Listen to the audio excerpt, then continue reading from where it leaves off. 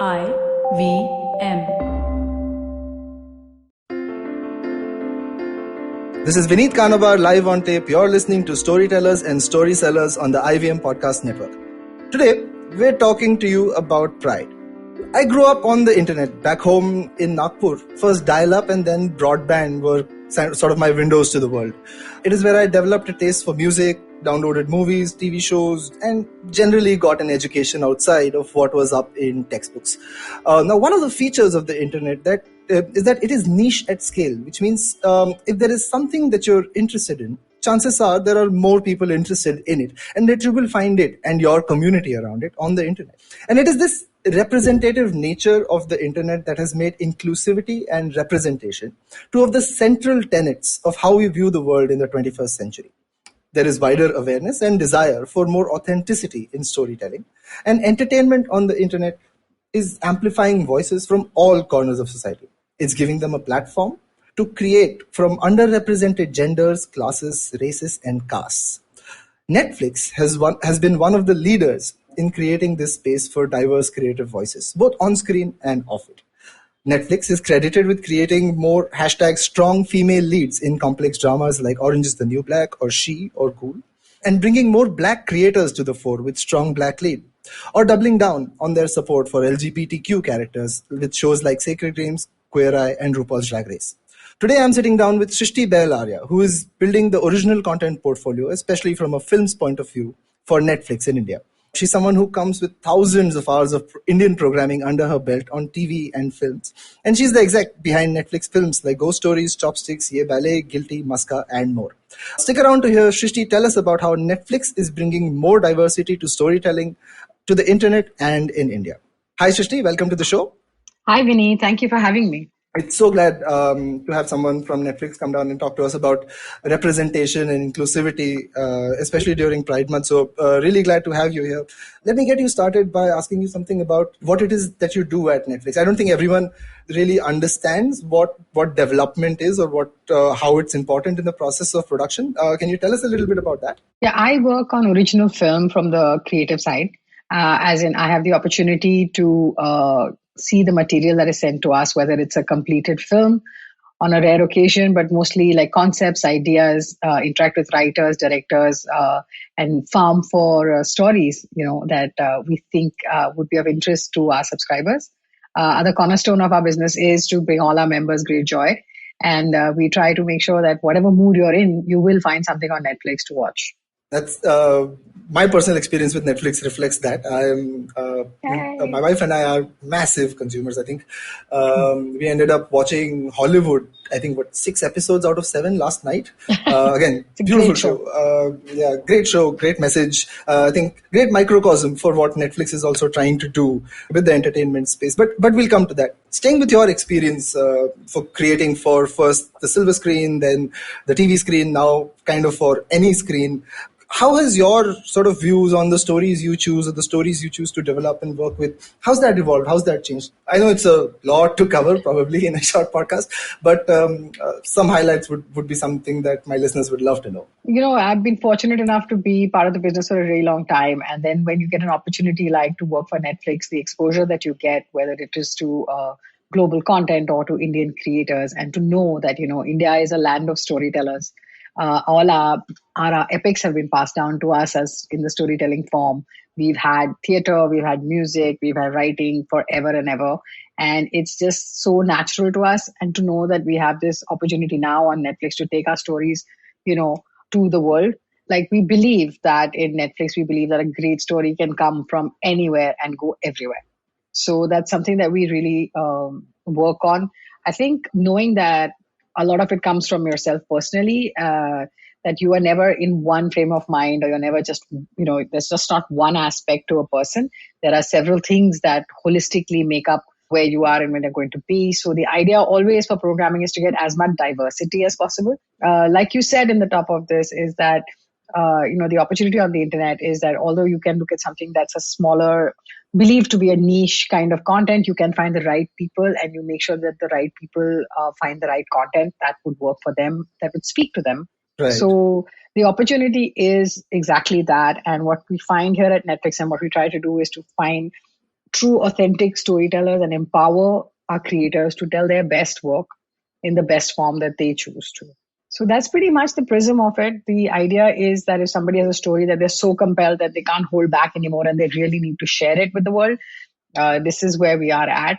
Whether it's a comedy or a tragedy or it's something broader and more accessible or it's something that's really specific, whether it is you're in the mood to be challenged or you're in the mood to be just, leaning back and having a good time without having to pay too much attention. So we try to make sure that there's something across for everything. And I think the success for us looks like finding that the person who comes in to watch something finds exactly what they're looking for and experiences it in that way. Absolutely. I think that's central to retention and keeping the viewers staying on with the platform. Let me ask you this, since we're talking about representation and inclusivity, there's a massive conversation, especially about the power that entertainment has over society, right? Many people would believe it's overstated. They believe that entertainment is only part of the conversation, but it's a massive part of the conversation, according to me. It's very similar to what Hollywood, the web series on Netflix, also sort of tries to start a conversation, right? It may not be everything, but it is a significant part of it. I mean, there are a lot of variables that go into such a kind of programming taking the right kind of decisions. For example, the choice of casting a cuckoo in a sacred games, right? Or the whole concept of a show like Sex Education, for example, right? Deals with very different parts of society and has a very different type of conversation for it, right? So naturally, I think the variables are vast and varied. How do you approach telling a story like this with authenticity, knowing the different variables that there are? Oh, we lean on the fabulous creative talent that we have. Here in India, we have such amazing storytellers, some of them who've already put out work, some of them who are yet to be able to share what they want with the rest of the world. So we lean very heavily on our creators. Our idea is to empower them to do their best work. And that's where it all comes from, all the authenticity comes from there. It is also Kubra playing Cuckoo, for example, her choice. It's the way that Vikram presented her. It is the way that Anurag conceived her. So it's like a lot of things that come together. I think that a lot of representation on screen can also be kind of aided to be more authentic by having the being more inclusive off screen and getting the talent to be varied and to have different kinds of people with different mindsets to come in and partake in the conversation. That's when you get the real authentic conversation going, because people are not coming from a point of view where they're talking about something that they've seen or something that they believe, but it comes from within them. The belief system is theirs. Not everybody, like you said, believes in the same thing, and that I think is the beauty of diversity. But at the same time, I think to empower creators to come out there and do their best work is all that we can really try to do. And that's lovely to hear. I think, it's always been a sort of creator-first environment that Netflix tries to foster. It comes through to the fan and the viewer as well. And it's lovely to know that it's something that gets carried forward beyond just the purview of the creation and IRL, so to speak, as well. Let me ask you this about a few more challenging aspects of doing this in India. Given the storytelling landscape that India has, right, diversity and inclusion, the dimensions could be language, given the sheer range of languages that we have, could be backgrounds, caste, creed, etc. When faced with stories coming from all of these backgrounds, and as an exec who's working with so many stories, developing them, choosing which ones are right to tell at the right time, with the right voices, with the right cast, how do you decide what to pick for now and what to say put in development for a few years later? Is that a conscious choice? Is that something that you guys try to do? Maybe I think the cornerstone is just about what it is that is bringing maximum conversation and maximum enjoyment for all our viewers, right? So we try to be conscious that we need to cover as many of the myriad aspects that are possible. The variety and diversity of the slate is what is paramount in that sense. And also not to kind of program for yourself personally, but to program for anybody who could be out there. So there would be stuff that would not be my choice on a Sunday afternoon, but it might be my choice on a Friday evening. Right. So to not kind of look at it only from the prism of your view. When we get the stories, we try to also kind of keep a track and know that there shouldn't be something that our personal biases come into play and we are not looking at, because that's not our orientation.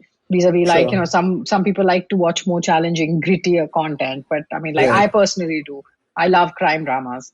but that shouldn't become the single focus of it, because I know that my son enjoys RuPaul's Drag Race, I and love it. I love RuPaul's Drag Race. I've watched everything because of him. That's our family time. Yeah, it's So it's my family time as well. I can't believe that's what it is. I mean, that's where there's common ground.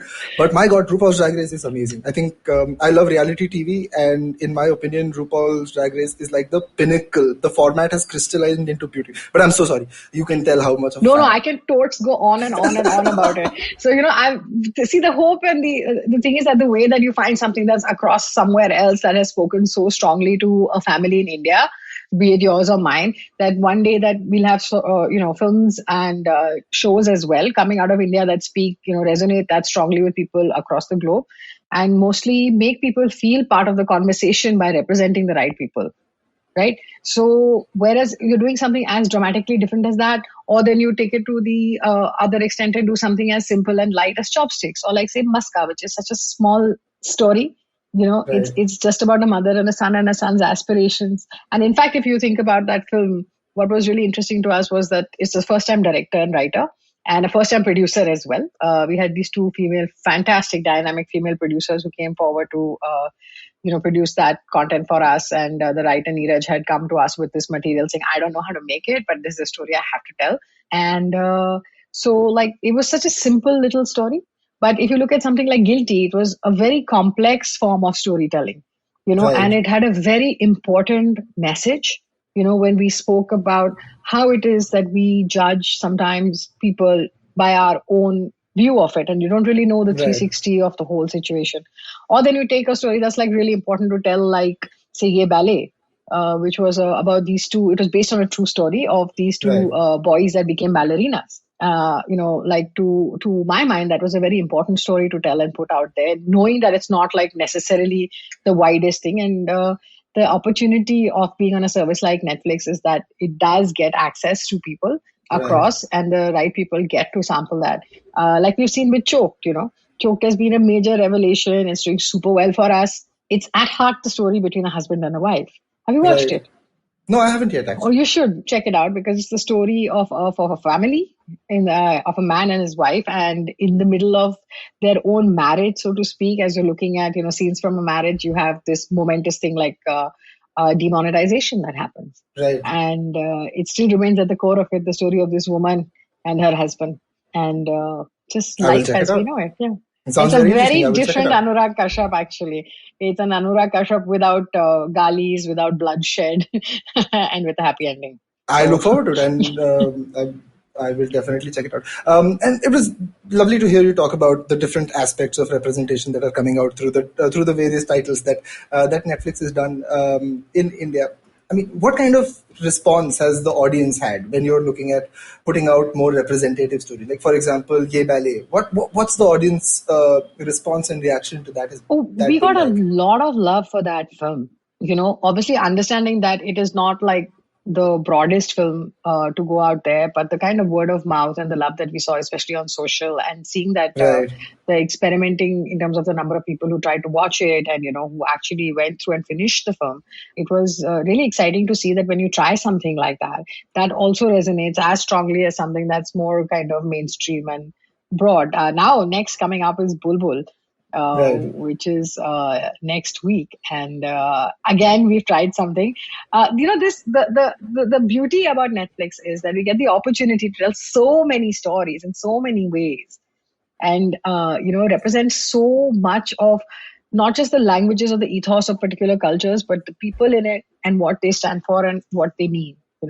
I mean, it's a very different way of approaching it. I think for me, the way it gets typified, and it's another Netflix show that sort of typifies the Netflix approach to inclusivity. Again, I'm not saying it's the best or the worst, but it's different in the way that you bring it out. Is for a show like Schitt's Creek, which has a lot of sort of characters who are on the spectrum. It never feels like their sexuality is what it's all about. It's a lot more normalized. It's a lot more about their lives, about the comedy that emerges from their lives. So it's a very different treatment, and I'm so glad to see shows in India that will reflect it. I will definitely check out Choked. Tell me this, Shrishti, though. I'm sure it's challenging, not just to put these stories out there, but also to get them right. There's a lot of sensitivity that goes into it, right? What would you say are the top two or three challenges that you faced when you're putting together something that is more inclusive than the fare that has been around in India for a while? We find that if we are going to be telling something for the right reasons, it always comes from the motivation of the creator,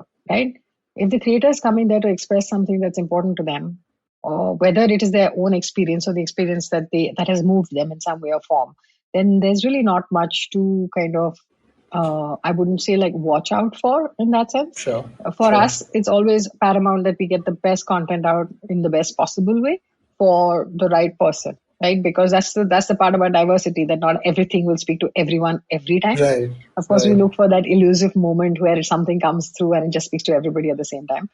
But I think what I'm going to go back to, like what you were talking about, normalizing things, because that's something that's really important to me more than anything else.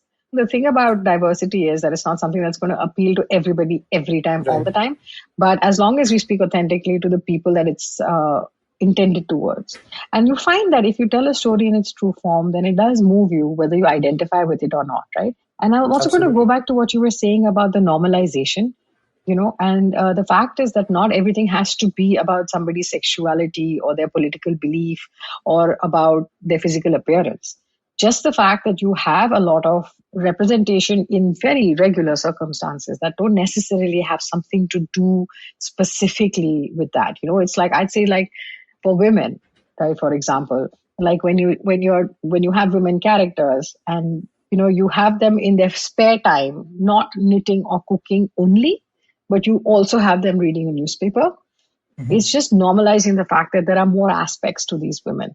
Absolutely. Your gay best friend doesn't have to be the pushover, lipstick wearing nice boy. His sexuality is not necessarily required to be front and center on that, right? So it's not his entire personality. Yes. So the idea is to have it kind of 360 always. Not everybody from a particular region has to behave in a particular way. But it's important to have everybody around, because that's how it is. And that's the lives that a lot of us have led. I mean, there are still people who come from far-flung corners that have a more kind of homogenous audience, but I'm a Mumbai city girl. Right. So I've grown up without knowing that this is diverse or this is an element of difference. This is just how it was. I mean, we didn't know. You wouldn't tell from people's names or by their looks whether you should be friends with them or not. They were just in a school, they were in a building, they were in the public transport with you. I hear you. I think there's something very beautiful that you put in there for anybody who's writing or planning to write or develop something that is. It's not about the facet you want to play up. It's not about making a point for the sake of making a point. It's about filling out a character, fleshing it out in the most nuanced way possible for the audience to understand that ye one-dimensional gay best friend nahi hai. This is a character that has hopes and dreams and aspirations and likes and dislikes. This is also something that I learned from the experience of Guilty with Ruchi Narayan, right?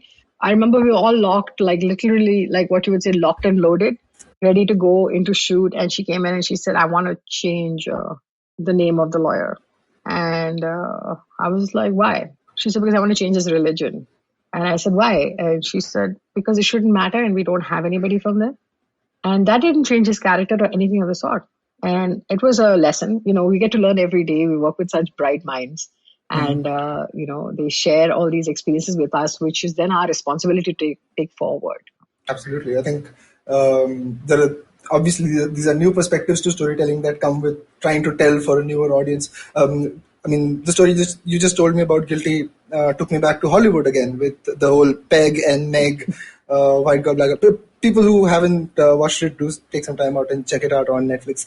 Let me ask you this, Shrishti. I think there's a lot of turmoil, especially when it comes to hot topic issues in India as well, right? We're seeing sort of partisan, polar issues where inclusivity is a very important. It's a bugbear at some point, right? And often shows come out that are, while trying to be representative, often get sidetracked by people calling it a left-wing or a communist agenda or just trolls, right? The way they react to shows and entertainment. Do you factor that in, or how do you deal with that when you're trying to create? Is that something that plays on your mind about how it will be received by sections who will maybe deliberately not get it?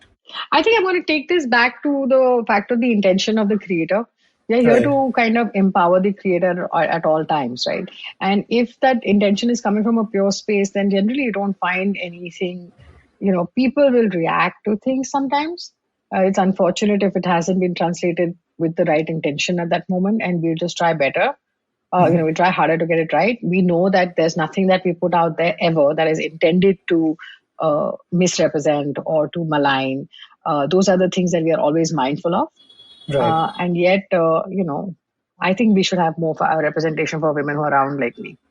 Absolutely. I mean, I think it's definitely something that more and more people are realizing, right? That diversity is not just important from a telling perspective. It's not just changing the landscape that we consume or changing the diet of entertainment that we consume, but also from a commercial perspective, diversity is more viable. So, I mean, there is no argument about not having diversity either in the workplace or in the entertainment. I haven't ever come across an argument without it. But then there are always those people who will find a fault with or an agenda. Oh, they have a comic agenda or whatever. And I've seen it happen to a lot of shows recently. But it's great to see that Netflix backs its creators and the vision if the intent is right there. Right? I think that's very important to ensure that these voices keep coming out. Right? Otherwise, one bad incident or something like that, and we're set back 5-10 years again. So great to see Netflix backing the creators there. I want to ask you, this may not be something that you do directly every day, but there's a lot of control that you have when you're producing something or green lighting or developing something, right? And then there's an entire set of titles that Netflix simply licenses or brings on board, right? And often the consumer can't tell the difference, right? Although the Netflix originals Yes. tag is there. Often the consumer is just like, "Ye maine Netflix pe dekha." How do you translate those sensitivity principles? Do you translate them into the licensing side of things as well, to what titles you evaluate bringing on board and stuff like that? So we have this like super bright peer that I have called Pratiksha, who's been licensing some amazing content for us. Like, for example, we've seen a great response to this film called Akuni that we've just put out there. Have you seen it? You must watch it. No, I haven't. I haven't actually. It's amazing, and it's really doing so well. It's so nice to see, completely fresh perspective. Then we put out this film called Kamyab. Then we had what are the odds? The idea is, again, it all goes back. We all work on the principle of member joy, right? So for us, it's Right. all about what you think that's going to appeal. She can go out there and buy it. I get to do it from scratch. The series team gets to do it over 8 episodes. So, but we're all just essentially working towards the same thing, right? And what happens is that it gives us an opportunity to kind of look at everything more holistically and to enable the lacunas that anybody may have, or the challenges of time, or just generally people have comfort stuff. Like, we have a great license library in any case of like some of really big blockbuster films. And we know that people go back to watching their old Shah Rukh Khan favorites, and Absolutely. to go and watch all their old Amir Khan favorites as comfort food. So we need Absolutely. to have an offering of all that, because going back to saying that whatever it is that you are in the mood for right now is what you will get. No, So I love the part where you said Pratiksha Rao from Twitter, ex-Twitter, yes, great lady. I'm so delighted the people we know come up while we're talking. So the way you put it, with licensing films and web series, everyone sort of joined at the hip, and it kind of comes through, right? I mean, I've read the Netflix culture deck to learn and imbibe in my own team and my own life. That culture seems to permeate the organization as well, right? I mean, if I look at stats from this website called Comparably puts organizations on a score depending on their diversity and inclusion drives. And Netflix on like at 83 on 100 on Comparably, right? What I want to ask you in leading up with all of this is, how do you do that in an organization, right? It's one of the hardest things to do, to build a culture that is inclusive, respectful, so that people more and more understand these as a desire from within, as opposed to, hey, this is what we need to do, so these are the 6 principles of inclusion. So how do you do that? And what are some of your favorite bits? That's actually amazing that you bring that up, because there's no moment in time where any of us have been given like a document and told that, hey, you're hiring someone, so now that person needs to be XYZ, or there's no scorecard that you're keeping per se. But I think this is something that Reed Hastings was very, very, I think, has built a very strong culture within the company itself. And it's a lot of leading by example and a lot of modeling. I'm super proud to be part of an organization that takes up, the opportunity to speak out for those whoever we can in the best, most respectful way. We try to do, like, even right now, it was a great moment of pride for me, because having come from the other side recently into this corporate setup, to see the way that we worked with in the COVID times, in terms of, we did a little bit that, we did a fair bit, I'm going to say, in terms of what we put out for the workers, and what we did aside from that for the workers working directly with us as well. So, but when we see that, and you see that spontaneously, it's not something that you fight for, you realize that you are in a company that values this. Similarly, when we go to LA or we have anybody come down here, we see the diversity and the respectfulness with which everybody behaves. And it's just something that you kind of pick up. We are very particular, I think, about when we hire. There's a lot of what we look for in terms of a culture fit in the company, as you've seen on this decks. And the best part, I think, about Netflix is that there's a certain disbelief that people have from outside, saying this all sounds great, but how practicable is it? I think we try to stay very close to it. And that in itself just ends up getting a bunch of people who genuinely believe in it. There is no place for, it's never encouraged for us to kind of be unidimensional. Right. In anything that we do. It's tremendous to hear. I think it's, to me personally, there are a lot of principles in there as an outsider that seem aspirational, and it's great to see people align to it without sort of constant push, with the HR push, so to speak, towards it. So that's really lovely to hear. Let me ask you this, and sort of my last question from a future mapping perspective, right? I mean, in the US, Netflix has started stuff like strong black lead, strong female lead, and these have become sort of the nucleus of diverse content kind of being created around. Is there something like that you guys might be planning for India? Is there something that you guys have in the works? What we're doing right now in India is actually building out our slate. So we are fairly new in the journey compared to Netflix US. And we have arrived at a point where in the US, the need to kind of focus and diversify with focus is there. We have a lot that we have learned already from the way that they've built out their slates, right? So if you see then on the film side, as this is something that has happened again organically, I think, just because of the thinking of the company per se, that like 50% of the films that we have announced have got female creators, either as producers or directors or as writers. We have a strong focus on that. We're going to soon have a Cobalt Blue coming out. Cobalt Blue is a book that was written 20 years ago by Sachin Kundalkar. Beautiful book, wonderful translation by Jerry Pinto. And we're making a movie about that, which is about a young boy growing up in a sleepy town and finding his sexuality and finding that it's not regular.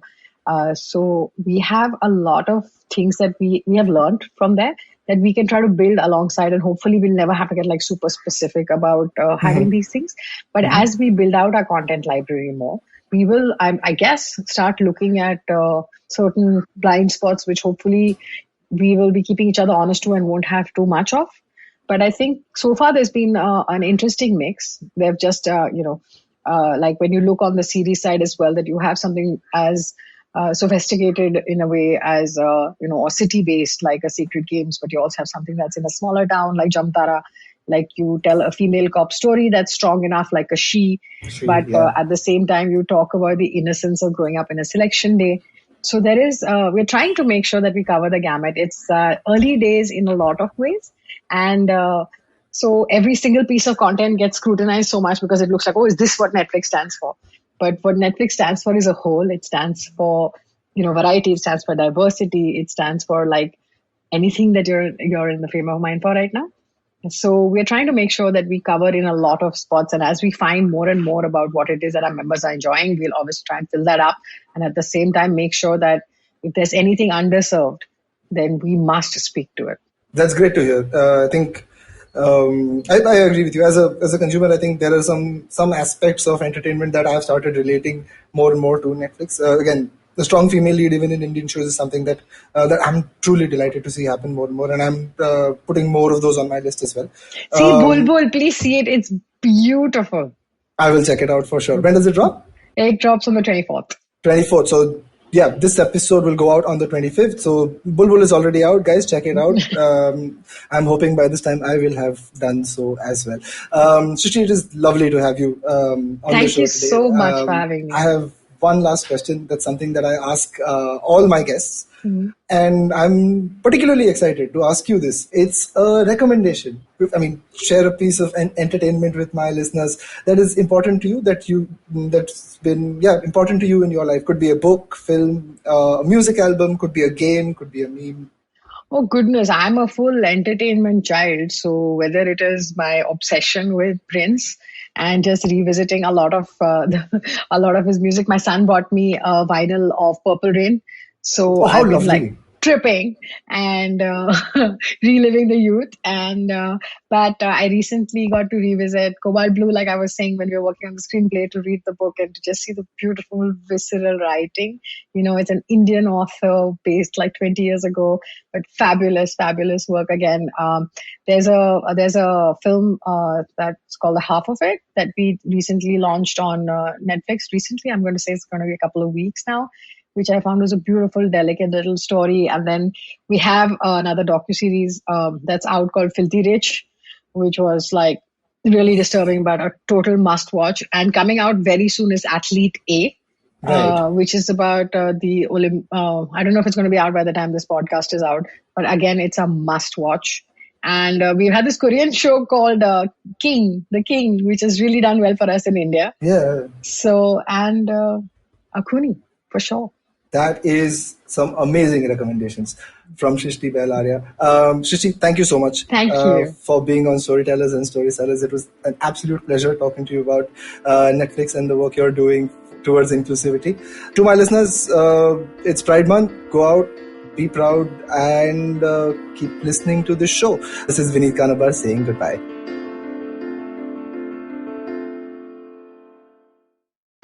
I hope you enjoyed that show. I'd like to thank our sponsors this week, Paytm Money and Intel. We appreciate their support. It's been a fantastic week on the IVM network. I hope that you've been checking stuff out, but some of the highlights that you definitely should check out. Ashish Vidyarthi, host of Begin the Journey, was on Cyrus Says. They had a really fun conversation. I think you'll enjoy that. Uncle Please Sid did an episode around development, which was really, really fun. On Edges and Sledges, we had Adam Holyoke, former England captain. While those guys are killing it, one cricketer after the other. Definitely do check out Advertising is Dead. We talk about esports with some really guys who really know that space.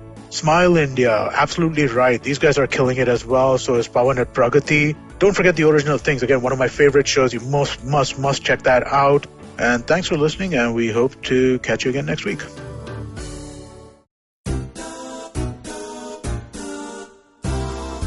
माणसं ना गोलगप्प्यासारखी असतात.